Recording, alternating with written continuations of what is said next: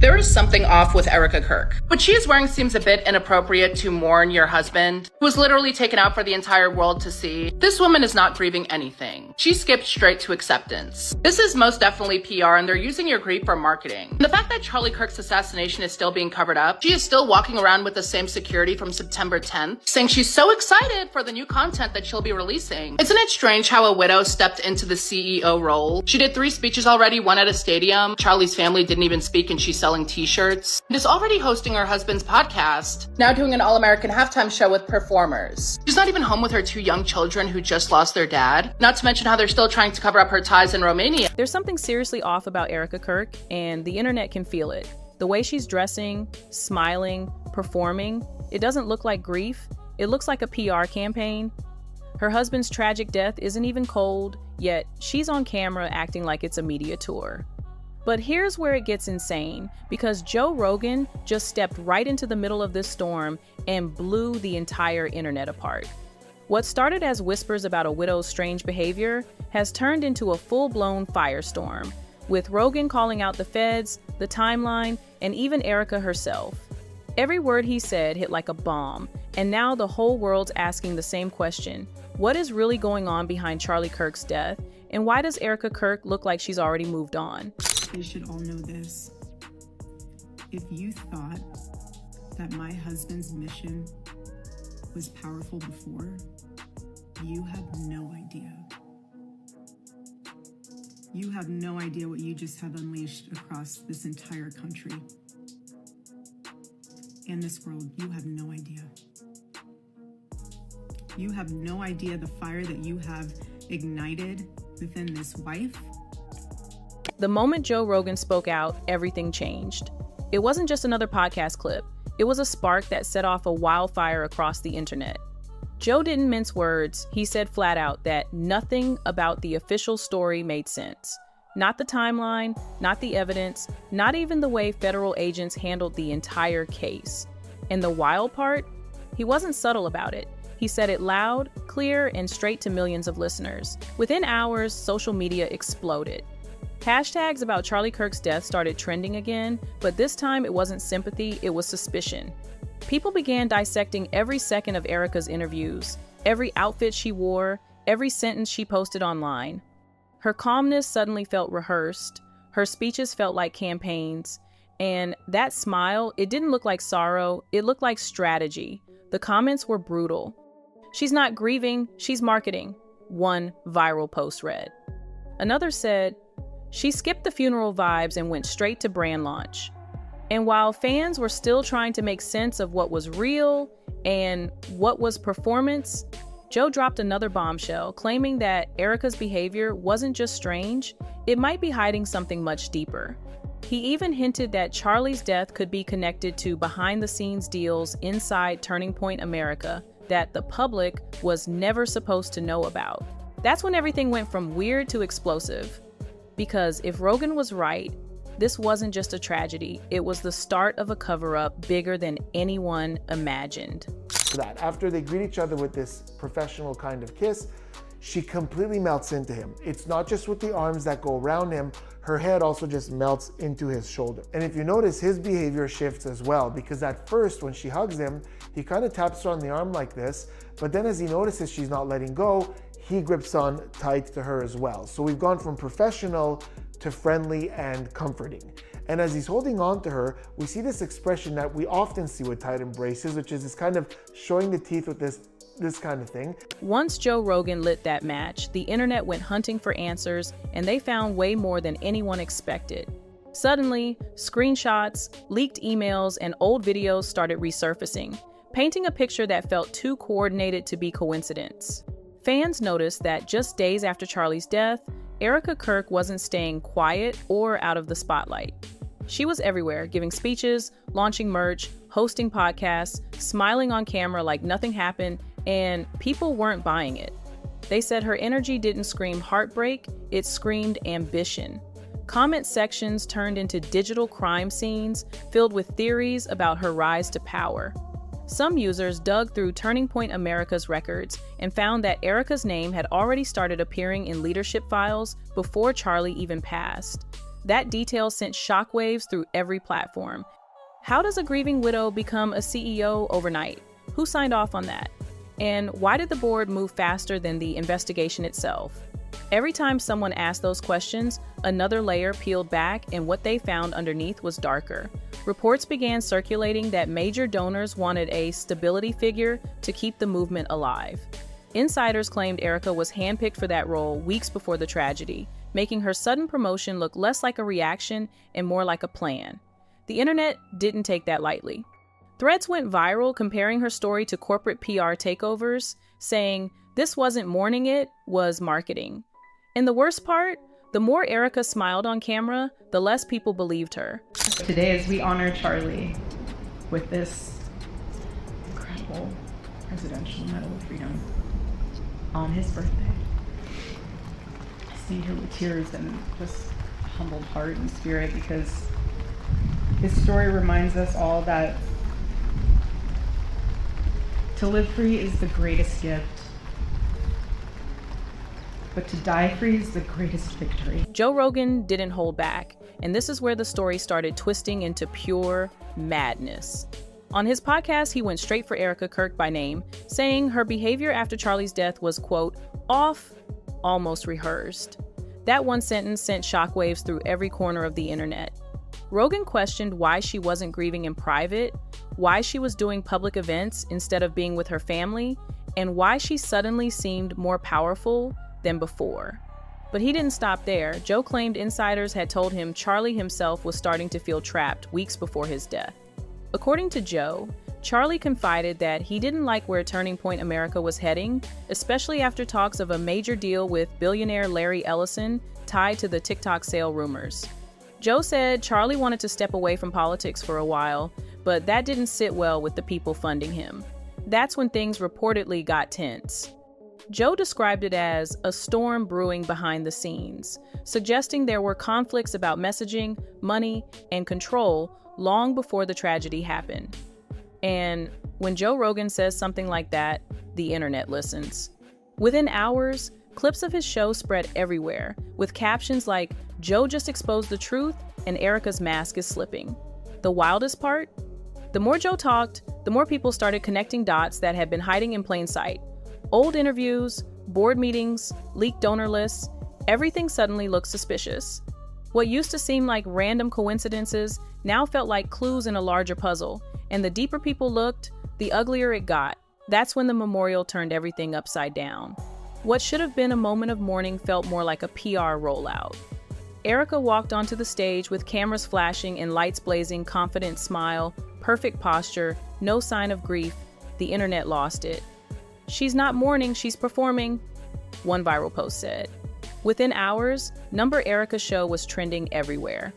Then, leaked clips showed her backstage, rehearsing her speech, not reading from the heart, but practicing every sigh and pause like an actress. That's when outrage exploded. People said the whole thing looked staged, even scripted by Turning Point's media team. And then came the leaked email. "Make sure Erica looks strong, not broken. This is her moment." That one sentence set social media on fire. Joe Rogan called it grief being packaged and sold, and fans agreed. What was meant to honor Charlie now looked like a carefully choreographed power move, and Erica was suddenly at the center of a storm she couldn't escape. And that's when Candace Owens jumped in and everything went nuclear. Candace wasn't just some outsider throwing shade. She was one of Charlie's closest friends and a former board member at Turning Point America. When she spoke, people listened. She went live that same night, her voice trembling with anger, accusing the organization of replacing Charlie before his story was even told. "You don't crown a successor while the man's still being mourned," she shouted. Her followers flooded the chat, demanding answers, tagging Erica in every post. Candace claimed the board had been pressured by top donors to rush Erica into Charlie's role to keep the money and influence flowing.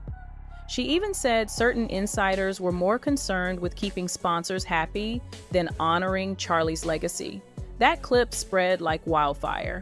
Screenshots surfaced of Erica at private dinners with donors and political figures, the same people Charlie reportedly didn't trust. It looked bad, really bad. Within days, the narrative flipped. The grieving widow was now being called the opportunist. and the sympathy she once had completely vanished. Candace's line, "You don't replace a man before the truth comes out," became the quote of the week. It showed up on TikTok edits, X threads, even podcast headlines. In just 24 hours, Erica's image went from tragic to toxic. Then came the leak that changed everything, a series of internal emails labeled "Transition Strategy." When those screenshots hit the web, it was like throwing gasoline on a wildfire. One message allegedly read, "Erica understands the new direction. We just need to make sure the public does too."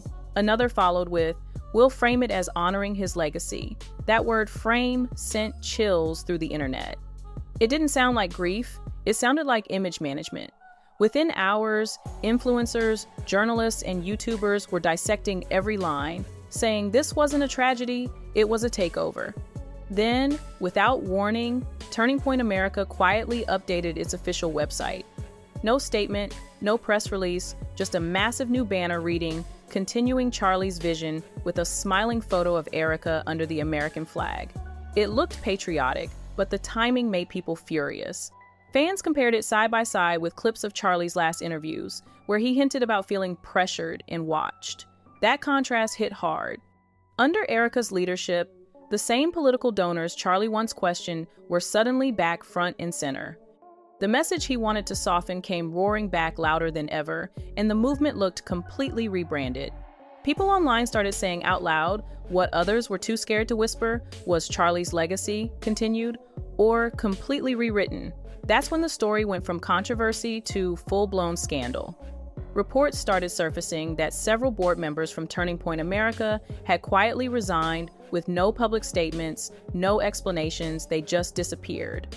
Whispers online claimed those were the same people who opposed Erica's rush promotion, but were pushed out by pressure from powerful donors. One anonymous insider told a conservative outlet, "It wasn't unanimous. Some of us wanted an interim committee, but the top donors made that impossible." That one quote sent the internet into chaos. People started connecting dots, and one name kept coming up, billionaire Larry Ellison. Fans claimed his foundation poured massive funding into Turning Point, but only if the organization stayed aligned with specific political messaging. Then came the footage that broke the internet. Erica Kirk on stage, wrapping her arms around President Trump in a close embrace that didn't look political at all. The hug was long, intimate, almost personal, and it instantly went viral. "Wait, what is this?" people asked, reposting it in slow motion. A famous body language expert analyzed it frame by frame and said, "There's real comfort there, more than you'd expect from a grieving widow and a former president." That one sentence lit the match all over again. Viewers started digging into old event photos and fundraiser videos, finding moments where Erica and Trump had met before long before Charlie's death. Theories spread like wildfire. Was this connection coincidence or strategy?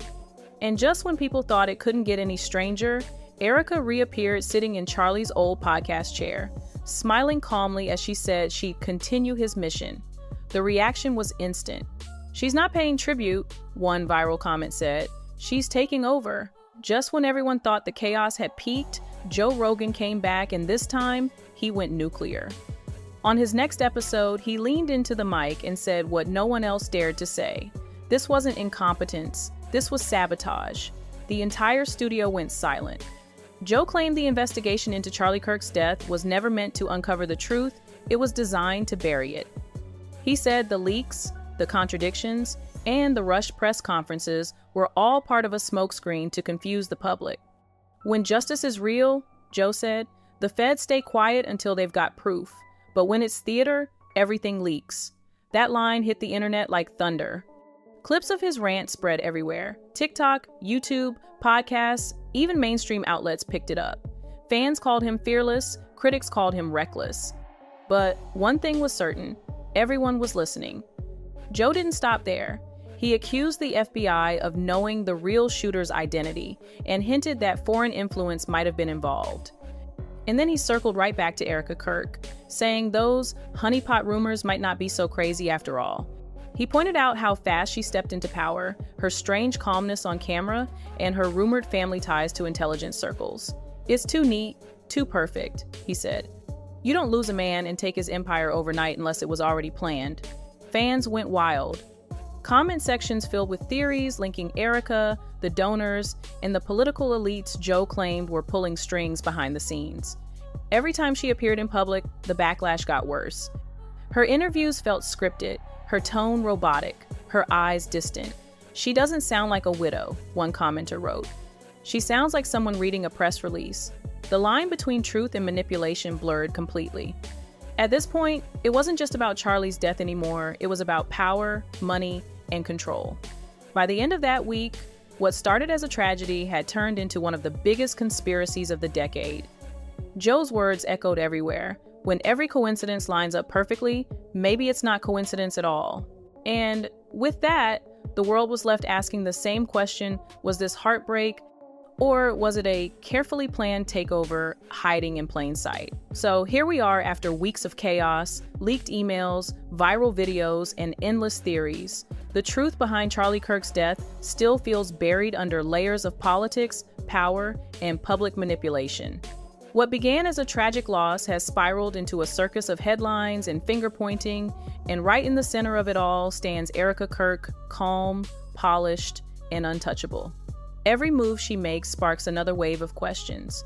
Every silence feels calculated. The memorial, the interviews, the sudden CEO promotion, nothing about it feels natural anymore. And with Joe Rogan and Candace Owens both calling out the cracks in the story, the world's attention isn't going anywhere. Was Charlie's death just a random act, or was it the final move in a long strategic game? That's the question haunting everyone watching this unfold. Because when grief turns into branding, when tributes turn into press tours, and when truth gets buried under perfect PR, it stops being about mourning and starts being about control. One thing's for sure, this story is far from over, and whatever comes next might finally reveal whether Erica Kirk is a widow fighting for her husband's legacy or the architect of something far darker.